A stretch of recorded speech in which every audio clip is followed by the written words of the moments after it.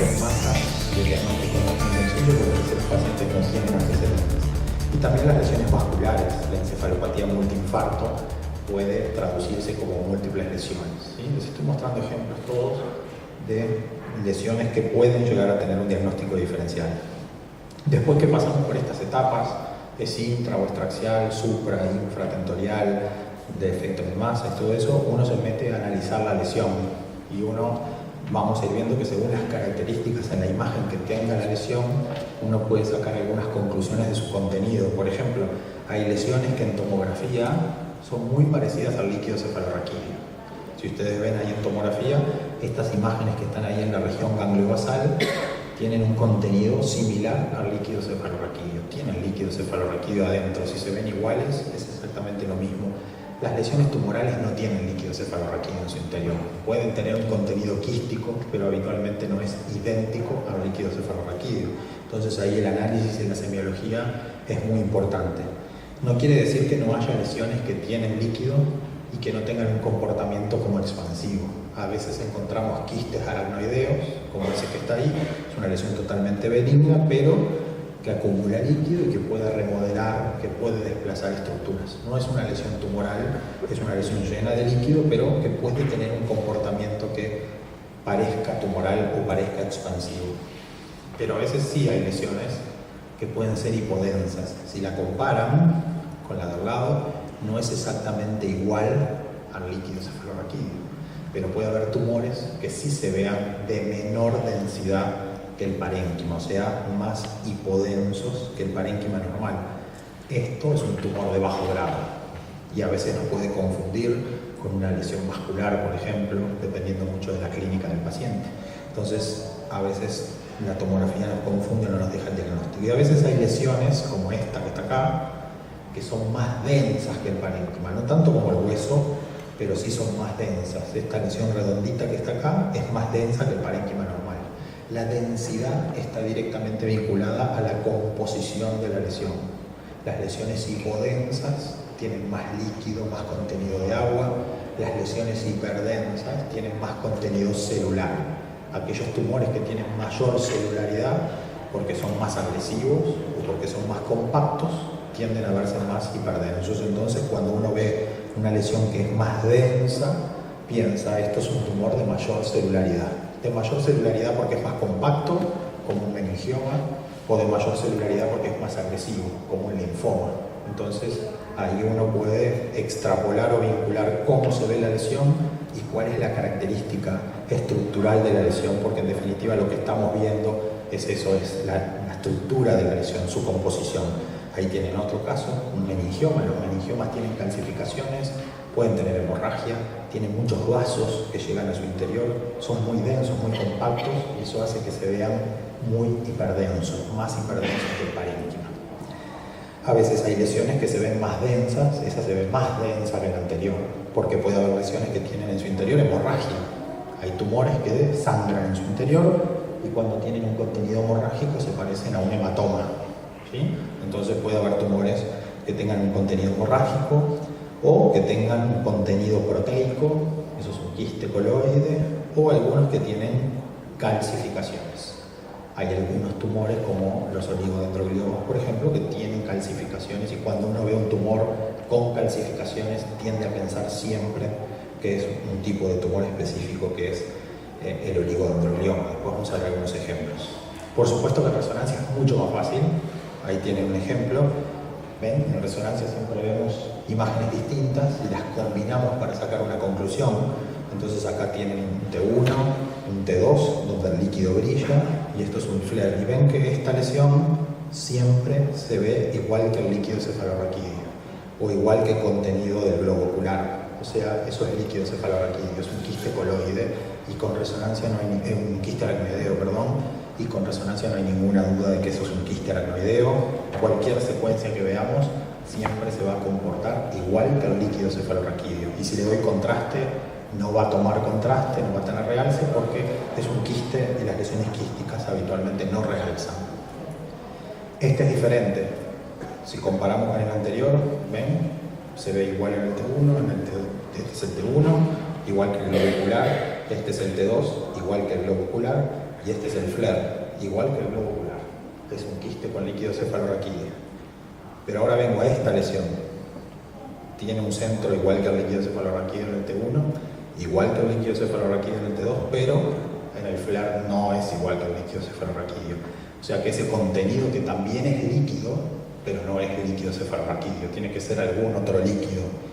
Y después le dimos contraste y tenía reales en anillo, y después tiene otras características que me permiten decir que es una lesión que podríamos haber interpretado como tumoral, pero que adentro tiene pus, porque el contenido purulento tiene un comportamiento muy específico y eso es un absceso cerebral. Y el primer diagnóstico fue el de un tumor, porque era un paciente que no tenía fiebre, nunca tuvo fiebre y estaba en estudio por una masa pulmonar. La masa pulmonar resultó ser una neumonía cavitada y esto era la complicación encefálica, que era un absceso cerebral, y el encare del paciente era CBP cavitado y metástasis cerebral, y cambió radicalmente solo con la resonancia. Ahí tenemos otros ejemplos, ¿ven? Lesiones que se presentan diferentes, como los linfomas, ¿sí? Y lo mismo el comportamiento con el medio de contraste. Van a haber lesiones que realzan mucho porque son muy vascularizadas. Cuando uno le da contraste a una lesión y la lesión realza muchísimo, como esa que está ahí, uno piensa que es una lesión sumamente vascularizada. ¿Sí? Antes de pensar qué tipo de tumor es, uno sabe que si le da contraste a una lesión y la lesión capta mucho, probablemente esa lesión sea muy vascularizada. Entonces empieza a pensar en lesiones muy vascularizadas. Un meningioma, por ejemplo, como el caso de ese que vemos ahí, o también algunas metástasis que realizan mucho, o el linfoma, como ese que está ahí, que también es un tumor que realiza mucho, o ya vimos los abscesos, pero también otras metástasis o gliomas, y así podemos ir viendo, y también las lesiones desmielinizantes. O sea que en la primera etapa, cuando uno se enfrenta a un paciente con un probable proceso expansivo intracraniano y tiene un primer método de estudio, antes de pensar cuál es el diagnóstico, tenemos que pensar si ese proceso expansivo es o no es tumoral. Y entonces nuestra semiología es muy importante. La topografía, el número, su topografía superficial, profunda, cómo se comporta con el contraste, y uno puede ir obteniendo información que después toda junta nos permitirá sacar la conclusión si es o no es tumoral. Y ahí llegamos entonces ahora sí a los tumores. Hay una gran patóloga presente, pero algo voy a decir de los tumores. La clasificación de la OMS es muy compleja en los tumores, no voy a hablar de la clasificación de la OMS, pero sí algunos conceptos generales, ¿sí? Que son sencillos de interpretar para el que se puede enfrentar a estos pacientes. La clasificación de la OMS habla, o a grandes rasgos, de tumores primarios y secundarios. Los secundarios son los tumores que vienen de afuera del sistema nervioso central y se desarrollan ahí. Las metástasis son muy frecuentes. Acá tienen una tablita de frecuencias y ven que están divididos en tercios, o casi en tercios, y ven que las metástasis representan un porcentaje de lesiones muy importantes en el paciente adulto. En realidad, en el global de los tumores, las metástasis son muy frecuentes. Pulmón, mama, por lejos los más frecuentes primarios que dan metástasis, pero melanoma no hay que olvidarse, no hay que olvidarse del colon, no hay que olvidarse de los primarios renales, que también dan cada vez más. Testículo, también son lesiones que en los últimos años uno ve muchas metástasis a nivel cerebral de esos primarios oncológicos. Y después hay tumores primarios. Los tumores primarios son los que se originan en las células propias del sistema nervioso. El sistema nervioso tiene glías, tiene neuronas, tiene meninges, y cada una de esas células que están en cada uno de esos componentes pueden dar origen a los tumores, que globalmente se dividen en gliomas, los originarios de la glía, y los no gliomas o no gliales, que son los originados de las otras. A pesar de ello, hay una clasificación más grande de la OMS que los divide en grados, ¿sí? Y los grados están marcados en colores según la sobrevida del paciente. Los más buenitos, los menos agresivos, los grado 1, mayor sobrevida, incluso tumores que, como tienen un bajo potencial proliferativo, son frecuentemente benignos, y muchos son pasibles de curación. El paciente puede quedar curado si la resección quirúrgica es completa y el paciente no evolucionar más a una enfermedad más agresiva. Lamentablemente esos tumores no son los más frecuentes, y los más frecuentes que vemos como primarios siempre están en el otro punto del escalón, en realidad en un espectro de enfermedad. Vamos a tener tumores grado 2, que son lesiones que, si bien no son tan agresivas como las otras, tienen la capacidad de proliferar hacia un grado tumoral mayor. Las grado 3, que son lesiones más agresivas, y finalmente las peores de todas, las lesiones grado 4, 4, cuya sobrevida es muy mala, una sobrevida de 5 años que es muy baja. Es excepcional los pacientes con un tumor grado 4 que llegan a tener 5 años de sobrevida, a pesar de todos los tratamientos. Y ven que están así, son un continuo de enfermedad. Uno puede empezar con un tumor grado 2 y va a tener una sobrevida libre de enfermedad de muchos años, pero indefectiblemente podrá terminar en un tumor grado 4. Y así vamos empeorando nuestra sobrevida. Hay pocos datos en el Uruguay. Entré a la Comisión Honoraria de Lucha contra el Cáncer, incluso hace un mes que le estoy pidiendo datos. Hay pocos datos específicos de la incidencia de los tumores, pero sí están comparados. Acá están los tumores más frecuentes del Uruguay. Este es la última reporte de estadísticas que tiene la Comisión, y los tumores cerebrales no están en los primeros. No están comparados aquí ni en hombres ni en mujeres. Tienen próstata, pulmón, colon infecto, incidencia, mortalidad. Próstata tiene mayor incidencia que pulmón, pero la mortalidad es diferente, y en mujeres tampoco está. O sea que en nuestro país no está dentro de los 10 tumores más frecuentes de ninguna. No me queda claro dónde está, porque si después va uno a la distribución de tumores del sistema nervioso central, uno encuentra en realidad que tiene una incidencia un poquito más alta, pero no queda reflejado eso en la comparación. Y ahí tienen la mortalidad y la distribución en el país, es una distribución muy particular. Las mujeres que tienen tumores cerebrales están más que nada concentradas en el sur, es llamativo, lo otro tiene una distribución más. Pero hay algunos trabajos que están muy interesantes. No vamos a extrapolar Estados Unidos a nuestro país, pero ese es el reporte más importante que hay de incidencia. Esto es para ver la importancia nomás de estos tumores.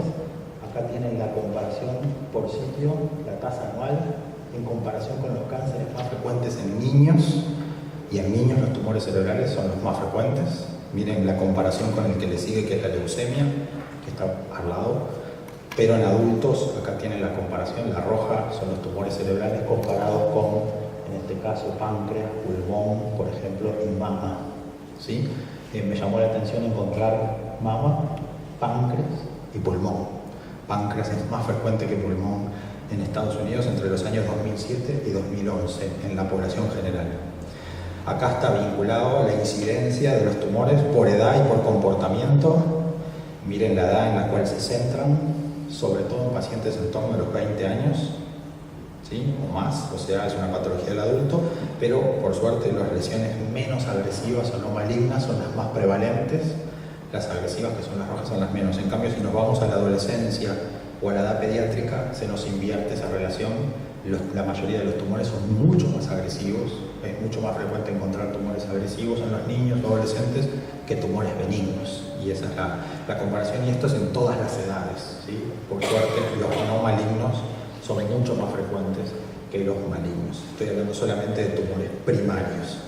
Acá tienen la distribución de los tumores primarios por comportamiento. Como ya dijimos, los no malignos son más frecuentes que los malignos, ¿sí? Y dentro de los no malignos, el meningioma es el tumor más frecuente. O sea que de todos los tumores que vamos a ver, hay una probabilidad muy alta de que encontremos un meningioma. Es el tumor más frecuente que vemos, y por lo menos en mi práctica es así. La mayoría de los tumores que encontramos, el más frecuente es el meningioma, y de los malignos, lamentablemente, el glioblastoma y los tumores anaplásicos son los que dentro de los malignos son los más frecuentes.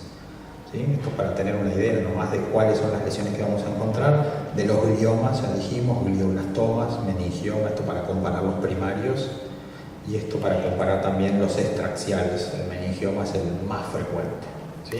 O sea que ya sabemos que en la edad pediátrica los tumores agresivos son más frecuentes que los tumores menos agresivos o que los no agresivos. En el adulto esa relación se invierte, y el meningioma es globalmente el tumor más frecuente. No es el que más impacta en la mortalidad, porque por suerte la mayoría de los meningiomas son tumores poco agresivos y donde la cirugía es muy efectiva en el tratamiento y la sobrevida de los pacientes es muy buena. A pesar de ello, todos los tumores tienen algunas características en común. Lo voy a pasar rápido, pero estas características que tienen los tumores es lo que vemos en las imágenes. Todos los tumores tienen angiogénesis, o sea que todos los tumores van a tener vasos patológicos, van a ser muchas veces insuficientes o están muy patológicos en los tumores de alto grado. Eso también explica que los tumores tengan en su mayoría edema vasogénico. Todos los tumores tienen proliferación celular, eso es una patología neoplásica, y por eso crecen, se desarrollan y tienen efecto de masa. Todos los tumores invaden localmente, comprometen la barrera, alteran más allá de los márgenes tumorales y además tienen fenómenos de sobrevida celular y de antiapoptosis, eso les da necrosis. Todas estas características son las que vamos a ver en las imágenes. Pero las imágenes no solamente nos importan para el diagnóstico, vamos a hacer todo eso con las imágenes en realidad. Vamos a ver que vamos a tener una etapa en la cual es importante el diagnóstico y, como ya dijimos, el diferencial, y poder decirle al clínico, al oncólogo y al neurocirujano de qué grado es la lesión para poder entonces encarar una aproximación terapéutica. Después también vamos a impactar en el tratamiento, ahora les voy a mostrar algunos ejemplos, y después también es muy importante en el seguimiento las imágenes. Vamos a ver algunos ejemplos. Hoy en día los pacientes con tumores muchas veces tienen tratamiento adyuvante, quimioterapia, radioterapia, y las imágenes impactan mucho en saber si el paciente tiene una buena respuesta o una mala respuesta al tratamiento, o recidivas u otras alteraciones. Vamos a ver algunos ejemplos. En los tumores es importante, o en lo que más me voy a centrar en esta última parte, es ver si son de bajo o de alto grado, ¿sí? Ya dijimos, por ejemplo, uno de los tumores más frecuentes, esos son ejemplos de meningiomas, son tumores que habitualmente realzan mucho, ¿sí? Son tumores que son relativamente fáciles de diagnosticar, es muy difícil que uno tenga dificultades, son tumores que uno los ve pegaditos a la dura madre, a las meninges, a la base del cráneo, son tumores que siempre realzan mucho. Y este, como ya dijimos, es el tumor más frecuente y es un tumor poco agresivo que vemos. Hay otro tumor extraaxial que uno puede ver. Están los meningiomas como los más frecuentes, y hay un segundo tumor que está fuera del cerebro, que es mucho menos frecuente, pero que cada tanto encontramos algún caso, que son los schwannomas, tumores de la fosa posterior, tumores de vaina nerviosa, y que ustedes ven que por resonancia se hace de forma muy sencilla el diagnóstico. Acá tienen secuencias que nos muestran muy bien el oído y sus estructuras, y uno puede diagnosticar de forma sencilla este tipo de tumor. Es un tumor de vaina nerviosa también, es un tumor poco agresivo, es un tumor benigno. A veces no se puede resecar de forma completa porque la topografía del tumor o la posibilidad de generar lesiones sobre las estructuras vecinas es muy alta, y eso dificulta la resección, pero son pacientes que estos tumores no progresan a un grado tumoral mayor, sí tienen repercusión funcional, pero no progresan. Después tenemos los gliomas, y vamos a poner ejemplos de los tumores más benignos, por ejemplo. Este es un tumor de los típicos grado 1, de esos que se pueden curar luego de la resección quirúrgica completa. Este es un tumor casi exclusivamente del niño, y es un tumor de fosa posterior. Ahí tienen la tomografía, un tumor de cerebelo que tiene un gran componente quístico, y cuando le damos contraste realza ese nódulo, y acá abajo tienen la resonancia con el mismo comportamiento. Ese es un astrocitoma pilocítico, ¿sí? Es un tumor grado 1 de la OMS, es un tumor benigno, ven que es un tumor bien circunscripto, genera efecto de masa, puede dar hidrocefalia, pero es un tumor que se puede resecar de forma completa, y si se reseca de forma completa, el paciente queda libre de la enfermedad. Después, si hay remanentes tumorales, podrá diferenciarse o no, pero es uno de los tumores que, si se logra resecar de forma completa, es un tumor benigno y poco agresivo. El escalón siguiente de estos astrocitomas son los grado 2, ¿sí? Los que ya tienen capacidad de diferenciarse. Tienen una peculiaridad, son tumores, ven, en tomografía son áreas hipodensas, a veces se pueden confundir con procesos vasculares, porque a veces parecen áreas de infarto, nada más que no son pacientes que se presentan con la historia de un infarto. En resonancia son más fáciles de diagnosticar. Después vamos a ver ejemplos en los cuales uno puede utilizar algunas técnicas para confirmar que eso es un astrocitoma grado 2, por ejemplo en este caso, y que no tiene mayor grado de diferenciación. Esta es una imagen muy similar, no tiene realce con el contraste, no tiene necrosis, no tiene hemorragia, son tumores de bajo grado, o los denominados de bajo grado, aunque estos también la resección quirúrgica es muy importante, y después las características propias de la lesión para ver cuál va a ser la evolución. Subimos un escalón más, un ejemplo de tumores grado 3, ya con anaplasia, más agresivos. ¿Qué vamos a buscar? Vamos a buscar sectores que tengan sangrado, que tengan necrosis, que tengan hemorragia. Esto es una resonancia que nos muestra un tumor frontal, ven, con un comportamiento más agresivo. Compárenlo con el anterior, que es más circunscripto, más delimitado. En cambio este otro es una lesión más agresiva, empezó a diseminarse hacia las regiones vecinas, comprometió el cuerpo calloso y atraviesa la línea media, y uno ve con el contraste que tiene zonas de necrosis, estos puntitos negros que tiene adentro, que son zonas de hemorragia. Esos son todos elementos sugerentes de un mayor grado de agresividad. En este caso un tumor, un escalón superior al previo, en este caso un oligodendroglioma con anaplasia grado 3. Y después el peor de todos, el grado 4, ya la imagen clásica de ese tumor que a veces se llama en alas de mariposa, un tumor que está en el sector posterior del cuerpo calloso, cruza ambos lados de la línea media, tiene mucha necrosis central, es un tumor con mucha necrosis, algunos focos de hemorragia muy agresivos y además en una topografía que es bastante agresiva para el paciente. Este es un ejemplo de un tumor grado 4. ¿Sí? Hay otros tumores grado 4, el típico también de la infancia, del niño, lamentablemente uno de los que vemos más.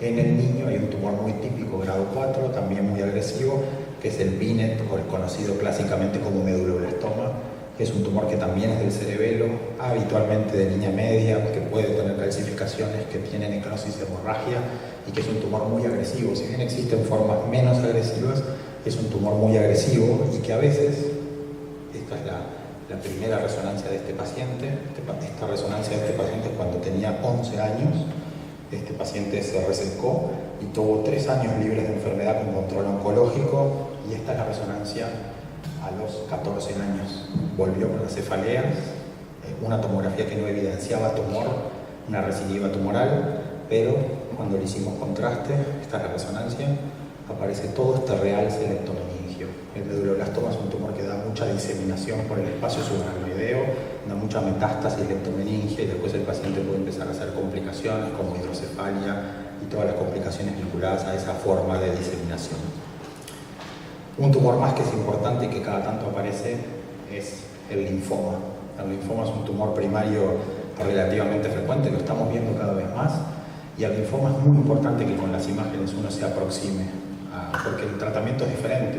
Este es un tumor que muchas veces en vez de ir a operar se va a biopsiar, porque el tratamiento oncológico puede llegar a ser muy efectivo. Entonces es muy importante que le digamos al neurocirujano, bueno, esto puede ser un linfoma, porque capaz que evitamos una cirugía agresiva sobre el paciente y más una técnica de biopsia para poder obtener un diagnóstico y el tratamiento adecuado. Este es un linfoma clásico, ¿ven? También está en el cuerpo calloso, pero a diferencia del que vimos recién, este no tiene necrosis, no tiene hemorragia, es un tumor sólido, realizó de forma homogénea y eso es muy característico del linfoma. Me quedan 10 minutos y ya termino. Unas palabras de las técnicas funcionales. En la mayoría de los casos alcanza con la resonancia convencional para hacer el diagnóstico. Uno se hace un buen análisis, piensa en el paciente, analiza las imágenes y piensa por frecuencia. Habitualmente uno llega al diagnóstico, pero hay muchos casos en los cuales necesitamos otras técnicas. Hoy la resonancia nos permite hacer muchas cosas que ahí están enumeradas: espectroscopía, perfusión, tractografía, técnicas funcionales. Les voy a mostrar algunos ejemplos. Esos mapas que están ahí que parecen electrocardiogramas, eso es una espectroscopía. La espectroscopía es una forma de medir o de evaluar la composición metabólica de una lesión sin necesidad de hacer una biopsia o de obtener una muestra de la lesión. Es una forma no invasiva de saber su composición. Sabemos que en el parénquima normal hay glías, hay neuronas, entonces también se sabe que hay distintos marcadores que son específicos. El N-acetilaspartato, por ejemplo, es un metabolito que está en las neuronas y que cuando uno lo mide y están determinadas concentraciones sabe que la población de neuronas es normal. La colina es un marcador de membrana, ¿se acuerdan? Es un fosfolípido de membrana. Si hay aumento de la colina, quiere decir que se están replicando las células. Si hay descenso de la colina, puede ser que haya destrucción. Entonces, esta área es un paciente que vimos hace unos años en el hospital. Fue un hallazgo, una mujer joven que tuvo un traumatismo encefalocraniano. Se hizo la tomografía por el TEC y asintomática aparece un área patológica que no nos quedaba claro. Es vascular, es del TEC, es un tumor. Entonces, una paciente que tiene una lesión en un área relativamente compleja, región de la ínsula del lado izquierdo, muy cerca del área del lenguaje y está sintomática. Por lo tanto, con la espectroscopía pudimos decirle al neurocirujano, tiene aumento de colina, tiene disminución del N-acetilaspartato. Eso es lo que encontramos en un tumor.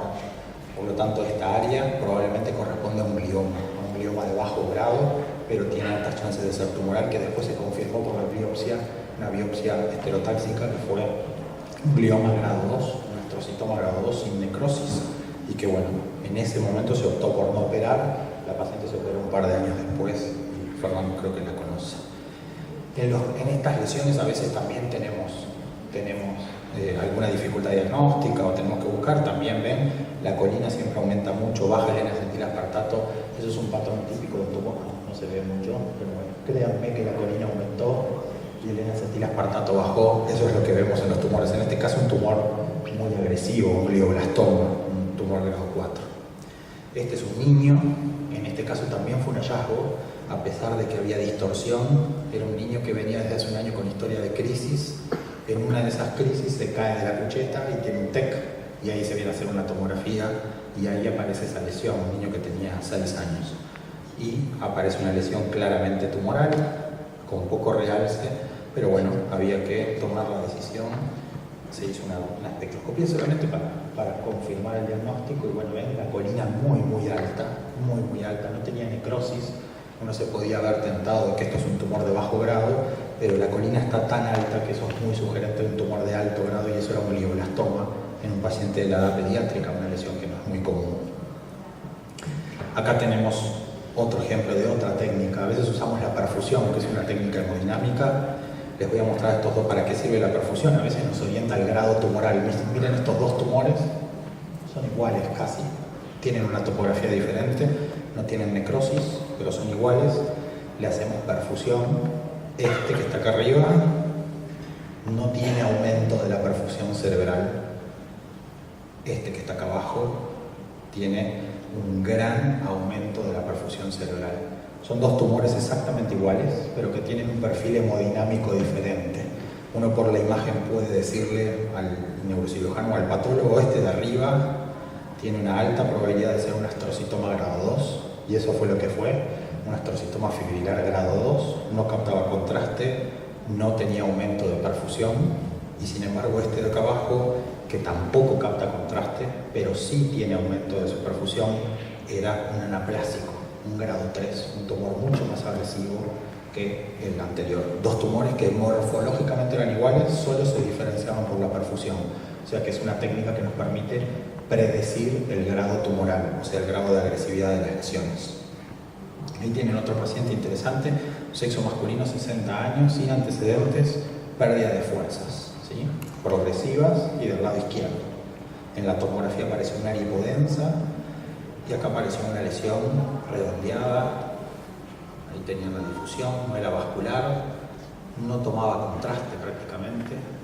El primer estudio que culminó acá sin técnicas funcionales no podía determinar si era una lesión desminimizante, pseudotumoral, no parecía un tumor agresivo, era una lesión profunda, un paciente con pocos síntomas, la posibilidad era hacer una biopsia, el paciente muy reticente a que cualquier cirugía pueda dejar un déficit, un paciente de un nivel cultural muy bueno, entonces se quería avanzar y el paciente se negaba a cualquier maniobra. Entonces, perfusión, no captaba contraste, pero la perfusión nos muestra una lesión muy vascularizada, una lesión que tiene un aumento significativo, si lo comparan prácticamente igual que la corteza cerebral. Eso habla de que hay mucha neoangiogénesis. Lamentablemente el planteo fue de que esto probablemente era un glioblastoma, un tumor muy agresivo que después sí se biopsió y se confirmó que era un glioblastoma, o sea que la perfusión nos eliminaba del plano de que eso era una lesión benigna y nos ponía en el camino de las lesiones agresivas. Después se resecó de forma completa, pero lamentablemente el paciente tuvo una mala evolución, era un tumor muy agresivo y falleció luego. Lesiones más pequeñas, lo mismo, esa lesión muy pequeña y era doble, uno se veía muy tentado a pensar que eran metástasis, pero por su comportamiento también se sugirió que era un glioblastoma. Son lesiones muy vascularizadas. Las metástasis no tienen a entender un aumento de perfusión cerebral tan alto. En el seguimiento también es muy importante, en la perfusión, por ejemplo. Ese es un paciente con un glioblastoma que se trató con radioterapia y temozolomida y cirugía, ¿no? Se resecó completo, márgenes libres, una buena resección, radioterapia y temozolomida. Se hace un control a las 8 semanas y esto nos pasa habitualmente. El cirujano había resecado todo y nos aparece en un control bajo tratamiento una zona muy parecida a la del tumor original, igualita. ¿Qué puede pasar? Cambios postrádicos, cambios inflamatorios o recidiva tumoral. Lamentablemente en este caso hay un aumento de la perfusión local y eso confirma o pone la pista de que esto es una progresión lesional, una recidiva, y se confirmó por la resección de esa área de que era una recidiva, una progresión lesional. Pero miren este otro ejemplo, 44 años, un estado clínico perfecto, luego de una resección de un glioblastoma frontal. Este es el control post-radioterapia y temozolomida. Apareció una nueva zona de realce grande en el lecho quirúrgico, pensamos lo mismo, es una recidiva. Sin embargo, si miramos el mapa, eso era una zona hipoperfundida. Hubo que convencer al fondo de que siguiera pagando la temozolomida y por suerte a las 6 semanas el paciente sin síntomas y con tratamiento ven que el área se redujo. Eso eran cambios posoperatorios, cambios posrádicos más que nada, es lo que se llama pseudoprogresión y uno lo puede diagnosticar muy bien con esas técnicas funcionales. Y estos son el último paciente que les voy a mostrar. Miren esas imágenes muy similares, 2 pacientes oncológicos con realce en anillo. Uno piensa que son metástasis, sin embargo aparece un contenido muy hiperintenso en la difusión. Esto es una técnica de difusión, ¿sí? La técnica de difusión permite evaluar el contenido de las lesiones. Ese contenido es un contenido muy específico de material purulento, de contenido purulento. Estos 2 pacientes tenían abscesos cerebrales, probablemente podían pasar muy bien por tumor, pero en realidad son 2 abscesos cerebrales. Uno puede usar perfusión, los abscesos cerebrales no tienen vascularización, entonces son lesiones frías, ¿ven? Hay hipoperfusión. O sea que el absceso cerebral es una lesión también hipoperfundida y esta técnica me permite a mí hacer el diagnóstico diferencial, ¿no? Después tenemos otras técnicas, con esta voy a terminar. Esto son técnicas más avanzadas que de a poco las estamos usando. Esto también se hace con el resonador, eso es una tractografía. Eso es una técnica que con la misma adquisición que uno hace, uno puede desplegar por software las vías nerviosas, así como que fuera una disección en vivo del paciente. O acá tienen, por ejemplo, una tractografía de un paciente, uno puede ver muy bien el cuerpo calloso, eso es el cuerpo calloso real del paciente, la vía piramidal, y uno puede, por ejemplo, darle información al neurocirujano de la relación de las vías nerviosas. Por ejemplo, esa lesión, miren, uno ve que el cuerpo calloso está desplazado, pero cuando uno hace la tractografía ve que hay un agujero en el cuerpo calloso, que hay una disrupción de las fibras normales. Eso quiere decir que hay invasión del cuerpo calloso y no simplemente compresión y desplazamiento. O sea que con esa técnica uno puede dar un poquito más de información a la planificación quirúrgica, si se quiere. Y otra técnica que en nuestro medio no hemos usado mucho, que además se puede sustituir por otro tipo de técnica que después Fernando va a hablar muy bien durante el acto operatorio, pero con resonancia también se podría hacer mapeo funcional. Los resonadores de hoy en día nos permiten